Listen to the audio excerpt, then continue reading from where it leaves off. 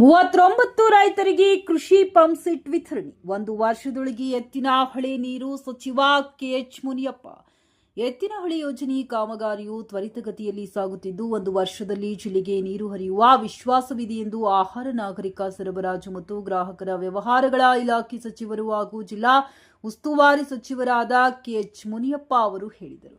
ದೇವನಹಳ್ಳಿ ತಾಲೂಕು ಪಂಚಾಯಿತಿ ಆವರಣದಲ್ಲಿ ಸಣ್ಣ ನೀರಾವರಿ ಮತ್ತು ಅಂತರ್ಜಲ ಅಭಿವೃದ್ಧಿ ಇಲಾಖೆ ವತಿಯಿಂದ ದೇವನಹಳ್ಳಿ ವಿಧಾನಸಭಾ ಕ್ಷೇತ್ರ ವ್ಯಾಪ್ತಿಯಲ್ಲಿ ಗಂಗಾ ಕಲ್ಯಾಣ ಯೋಜನೆಯಡಿ ಫಲಾನುಭವಿಗಳಿಗೆ ಕೊಳವೆ ಬಾವಿಯ ಪಂಪ್ ಮೋಟಾರ್ ವಿತರಣೆ ಕಾರ್ಯಕ್ರಮವನ್ನು ಉದ್ಘಾಟಿಸಿ ಮಾತನಾಡಿದರು.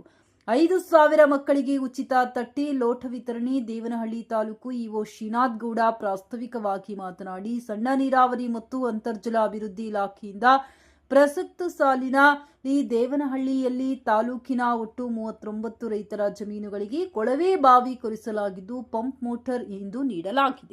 ತಾಲೂಕು ಪಂಚಾಯಿತಿಗೆ ಕ್ರಿಯಾ ಯೋಜನೆಯಡಿ ತಾಲೂಕಿನ ಸರ್ಕಾರಿ ಶಾಲೆಯ ಸುಮಾರು 5,000 ಮಕ್ಕಳಿಗೆ ತಟ್ಟೆ ಮತ್ತು ಲೋಟವನ್ನು ವಿತರಣೆ ಮಾಡಲಾಗಿದೆ. ಇದರ ಜೊತೆಗೆ 15 ಅಂಗನವಾಡಿಗಳಿಗೆ ಪ್ಲೇ ಕಿಟ್ಗಳನ್ನು ವಿತರಿಸಲಾಗಿದೆ. ಗ್ರಾಮೀಣ ಭಾಗದ 11 ಪ್ರಾಥಮಿಕ ಆರೋಗ್ಯ ಕೇಂದ್ರಗಳಲ್ಲಿ ಸಾರ್ವಜನಿಕರು ಅಥವಾ ರೋಗಿಗಳು ಕುಳಿತುಕೊಳ್ಳಲು 3 ಸೀಟಿನ 66 ಆಸನಗಳನ್ನು ಇಂದು ವಿತರಣೆ ಮಾಡಲಾಗಿದೆ ಎಂದು ತಿಳಿಸಿದರು.